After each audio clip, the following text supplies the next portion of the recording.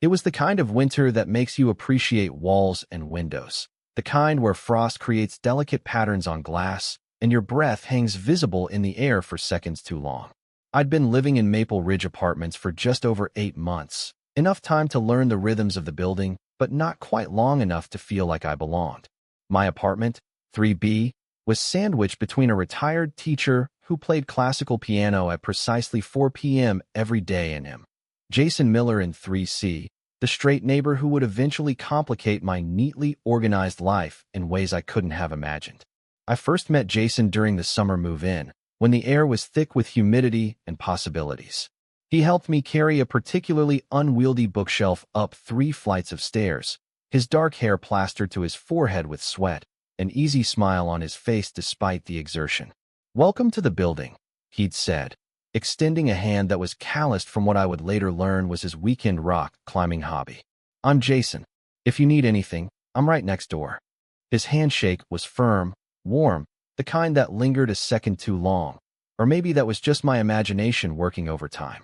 Over the following months, our interactions settled into the comfortable rhythm of neighborly acquaintances. We collected each other's packages when deliveries came during work hours. We exchanged nods in the hallway, sometimes stopping for brief conversations about the building's perpetually broken washing machine or the weather. Nothing extraordinary, nothing to suggest that one frigid January day would shift everything between us. I should mention that I had no illusions about Jason's sexuality. He had mentioned girlfriends in passing conversations. Once, I'd helped him pick out a birthday gift for a woman he was seeing, something that ended a few weeks later, though he never elaborated why. I'd filed him firmly in the straight friend category, a designation that came with clear boundaries in my mind. Boundaries are important when you live 15 steps away from someone you find inexplicably attractive but undeniably unavailable. That January day started like any other winter Saturday. I had planned to catch up on work, maybe watch a documentary I'd been saving, and make the soup recipe my mother had insisted would change my life. The temperature had dropped overnight, turning our building's ancient heating system into a battlefield of clanking pipes and uneven warmth. I'd compensated by wearing my thickest socks and favorite navy hoodie, the one worn soft with age, its university logo faded to near invisibility. The knock on my door came around noon, 3 quick raps that somehow sounded urgent. When I opened it, there stood Jason, his cheeks and nose reddened from cold, wearing only a thin long-sleeve shirt despite the freezing temperatures. His dark hair was tousled by wind, snowflakes melting into droplets that clung to the strands. "Hey, sorry to bother you," he said, his voice carrying a slight tremor. "My heating's completely out, and the super isn't answering. I was working on my bike in the storage room, and I can't feel my hands anymore." He held them up as evidence, his fingers pale and stiff. "Could I warm up here for a bit? Just until sensation returns." "Of course," I said, stepping aside to let him in. "That's what neighbors are for." The words came automatically, part of the script of casual friendship we'd established. He stepped inside, bringing with him the scent of cold air and something distinctly him, a mix of cedar and coffee that I'd caught hints of in the hallway before. My apartment wasn't large, just a 1-bedroom with an open living area and kitchen, but it was notably warmer than the hallway. Still, Jason stood there shivering, rubbing his hands together with little effect. "Here," I said, moving toward the kitchen. "Let me make you some tea. It'll help warm you from the inside." "Thanks, but—" he hesitated, looking almost embarrassed. "This might sound weird, but my hands are so cold they hurt. Body heat works fastest." Then came the request that would replay in my mind for weeks afterward. "Could I just warm my hands? Maybe under your hoodie? Just for a minute?" The question hung in the air between us. In retrospect, there were a dozen ways I could have responded. I could have offered him gloves, suggested he run his hands under warm water, or simply handed him a heating pad. Instead, I heard myself say, "Sure, if it helps." There was an awkward moment where neither of us moved, both perhaps realizing the intimacy of what had been proposed. Then Jason stepped forward, his expression a mix of gratitude and something I couldn't quite name. "You're a lifesaver," he said softly. I expected him to place his hands on my back or sides, somewhere neutral. Instead, he moved slowly, deliberately, sliding his freezing fingers against my stomach. The shock of cold made me inhale sharply, but I didn't step away. His hands were indeed freezing, like ice pressed against my skin, but that wasn't what made my heart rate accelerate. It was the unexpected intimacy, the way his eyes held mine as if asking a question neither of us could articulate. "Sorry," he murmured, his voice lower than usual. "They're really cold, aren't they?" I managed a nod, suddenly very aware of our proximity, of how his hands were gradually warming against my skin, of how this moment existed outside the carefully constructed parameters of our neighborly relationship.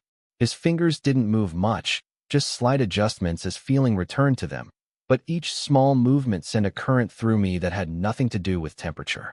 "Better?" I asked after what might have been 30 seconds or 5 minutes. Time had become strangely elastic. Jason didn't immediately withdraw his hands. Instead, he looked at me with an expression I'd never seen before, his usual confidence replaced by something questioning, almost vulnerable. "Yeah," he finally said, slowly removing his hands from under my hoodie. "Much better. Thanks for not thinking that was weird. What are neighbors for?"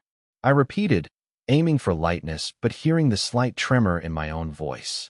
After he left, I stood in my apartment, the ghost of his touch still present on my skin, trying to make sense of what had happened.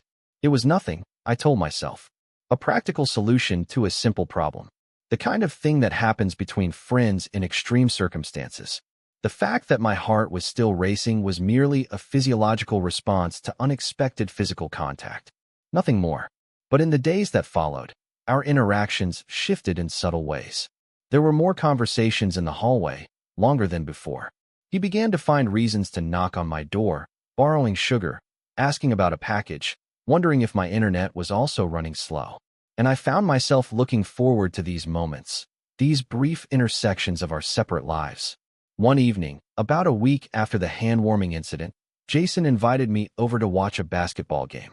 "My team's playing, and it's more fun to watch with someone," he explained, leaning against my doorframe with casual ease that I suspected took effort to maintain.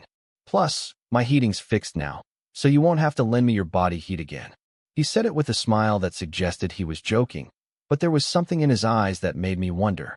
His apartment was a mirror image of mine in layout, but distinctly different in personality. Where my space was organized with books and plants, his featured sports memorabilia and framed photographs of landscapes I later learned he'd taken himself. We sat on his couch, a comfortable distance between us, sharing pizza and commenting on the game. It felt normal, friendly, except for the moments when our eyes would meet a beat too long, or when our hands would brush reaching for the same slice, and neither of us would pull away immediately. As weeks passed, these moments accumulated like snowflakes, each one small and seemingly insignificant, but gradually creating something substantial enough to notice. There was the time he fell asleep during a movie we were watching, his head eventually resting on my shoulder. The time I helped him cook dinner for a work promotion, and he hugged me with unexpected intensity afterward. The time we ran into each other at the local coffee shop, and he insisted on paying for my drink, his fingers lingering on mine as he handed it over. I began to wonder if I was imagining things, projecting my own feelings onto ordinary interactions. After all, Jason had never identified as anything but straight. He'd dated women exclusively, as far as I knew. Yet there was an undeniable current between us, a tension that seemed to grow with each passing day. The situation was complicated further when Jason's college friend Ryan came to visit for a weekend. Ryan was loud, opinionated, and casually homophobic in the way some straight men are without realizing it. Jokes about no homo and exaggerated disgust at the mention of gay relationships. I met him briefly when they returned from a bar one night, and the contrast between Ryan's behavior and Jason's was striking. Where Ryan was boisterous and boundary-crossing, Jason seemed uncomfortable, quieter than usual, shooting me apologetic glances when Ryan wasn't looking. After Ryan left, Jason knocked on my door, a bottle of wine in hand. "Peace offering," he said, looking genuinely regretful. Ryan can be a lot. Some of the things he said weren't okay. We sat on my couch, closer than usual, the wine loosening our usual restraint. "Have you known him long?" I asked, trying to understand the friendship between someone as thoughtful as Jason and someone as abrasive as Ryan. "Since freshman year," Jason replied, swirling the wine in his glass. "We were roommates. He's not always like that, or maybe he is, and I never noticed before. He looked at me then, really looked at me.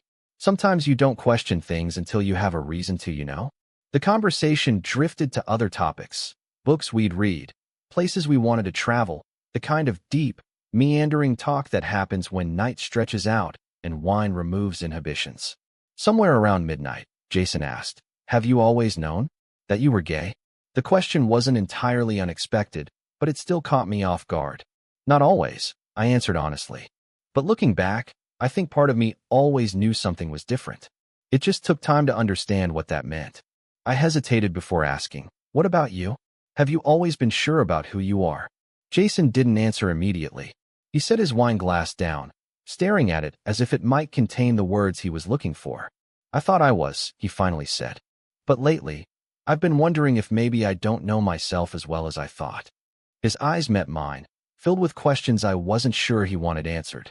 That night ended without resolution, just a lingering goodbye at my door that felt weighted with unspoken possibilities. The next few days brought a strange distance between us.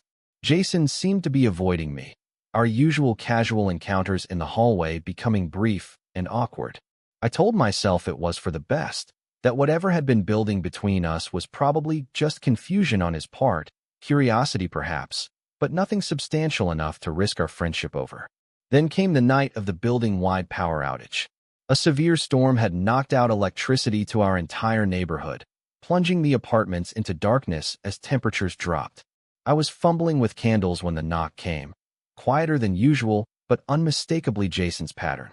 When I opened the door, he stood there with a flashlight, looking both determined and uncertain. "They're saying power might be out until morning," he said. "I thought maybe we could pull resources. I have extra blankets. You have that camping stove thing, right?" It was practical, logical even, but we both knew he wasn't just there for survival. As we set up a makeshift camp in my living room, arranging blankets and lighting candles, the pretense of practicality gradually fell away. We sat wrapped in separate blankets, the flickering candlelight casting shadows that made everything feel dreamlike and removed from reality.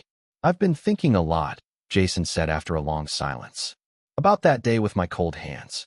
About a lot of things, actually." He wasn't looking at me, but at the candle flame between us. "I've never felt this confused before. Or maybe confused isn't the right word. Maybe it's more like, I'm finally seeing something clearly that was blurry before."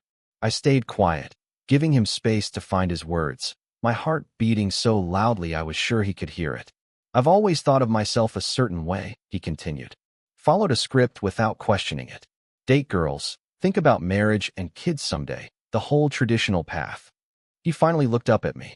"But then there's you, and suddenly the script doesn't make sense anymore." "Jason," I started, not sure what I was going to say, but needing to say something. "Let me finish," he said gently. "I'm not good at this. I've been avoiding you because I'm scared, not of you, but of what I'm feeling. I've never felt this way about a man before. About anyone, really." He took a deep breath. "That day, when I asked to warm my hands, it wasn't just about being cold. I wanted an excuse to be close to you. I've been making up reasons ever since." The confession hung in the air between us, changing everything and nothing all at once. I moved closer, letting my blanket fall away. "You don't need excuses," I said softly. What happened next wasn't dramatic or sudden. There was no desperate lunge, no movie-perfect kiss. Instead, Jason reached out slowly, deliberately, and placed his hand against my cheek. His touch was warm this time, tentative but intentional. When he leaned in, it felt like the natural conclusion to a conversation we'd been having for months without words. The kiss was gentle at first, questioning, then growing more certain as we both leaned into what we'd been circling around for so long. His hand moved to the back of my neck, drawing me closer, while mine found their way under his shirt, tracing the contours of his back. It was exploration and confirmation all at once. Yes, this is real. Yes, this is what we both want.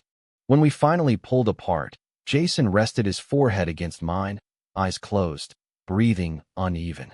"I don't know what this means," he whispered. "For me, for who I am. I just know that it feels right. Labels don't matter right now," I told him, believing it in that moment. "We don't have to figure everything out tonight." We spent the rest of that powerless night talking, touching, learning each other in ways both innocent and intimate. Jason spoke about his confusion, his fear of disappointing family expectations, the realization that his past relationships had always felt like he was playing a part rather than being himself. I shared my own journey, the challenges and freedoms of living authentically. Between conversations, we'd find our way back to each other's arms, each kiss feeling more natural than the last. Morning brought returned electricity and new complexities. In daylight, outside the intimate bubble of our candlelit confession, reality reasserted itself. Jason didn't regret what had happened. He made that clear, but he needed time to process, to understand what it meant for his identity and his future. I gave him that space, even as I worried that distance would lead to retreat, that daylight would make him reconsider what had felt so right in darkness. For nearly 2 weeks, we existed in a careful in-between state. We still saw each other, still talked, but physical contact was limited to brief touches, meaningful glances. Jason was doing what he needed to do, thinking, questioning, coming to terms with a shift in how he understood himself. I tried to be patient, to not pressure him, even as I worried that what we discovered might slip away. Then one evening, as I was returning from work, I found Jason sitting on the floor outside my apartment, back against my door, looking simultaneously exhausted and relieved. He stood when he saw me, hands in his pockets, a nervous energy about him. "I've been waiting for about an hour," he said. "I needed to see you." Inside my apartment, he paced briefly before turning to face me. "I've been doing a lot of thinking," he began, echoing his words from the night of the power outage. "About who I am, what I want. I talked to my sister. She's the only one I've told so far. She asked me one question that made everything clearer." He moved closer, taking my hands in his. "She asked if I was happy when I was with you. Not confused or scared or uncertain, just if I was happy." And the answer was so simple: yes. Happier than I've been in a long time. He squeezed my hands, his eyes never leaving mine. "I don't know if I'm gay or bisexual or something else entirely. I'm still figuring that out. But I do know that whatever this is between us, I want to explore it properly. No more hiding or making excuses." To demonstrate his commitment, he did something both simple and profound. He leaned in and kissed me, right there in the middle of my apartment, with the afternoon sun streaming through the windows. No darkness to hide in, no power outage excuse, just a deliberate choice made in full light. In the months that followed, we navigated the complexities of Jason's coming out process, selective at first, telling close friends and family members he trusted. Some reactions were supportive, others confused or disapproving. His parents needed time to adjust their expectations, while my family welcomed him with an ease that sometimes made him emotional. Through it all, our relationship deepened, strengthened by the challenges rather than weakened by them. We still live in neighboring apartments, for now. There's talk of finding a new place together when our leases end, somewhere that would be ours from the beginning rather than his or mine. Sometimes, on cold mornings, Jason still slides his hands under my hoodie, no longer needing the excuse of freezing temperatures. "Remember the first time I did this?" he'll ask, smiling against my neck. Best cold hands I ever had. What started with a simple request on a winter day has evolved into something neither of us expected, but both of us needed. Jason is still learning about himself, still discovering the contours of his identity, but he does so with an openness that inspires me. And I'm learning too, about patience, about how love sometimes arrives in unexpected packages, about how the heart recognizes what it wants even when the mind hasn't caught up yet. As for labels, Jason has settled into describing himself as mostly into women, but completely into you, which makes us both laugh. Maybe someday he'll find a term that feels right, or maybe he won't. What matters is that on that cold January day, when he asked to warm his hands under my hoodie, we both found something we weren't looking for, but somehow needed all along: each other. Total _char_count, 17,838.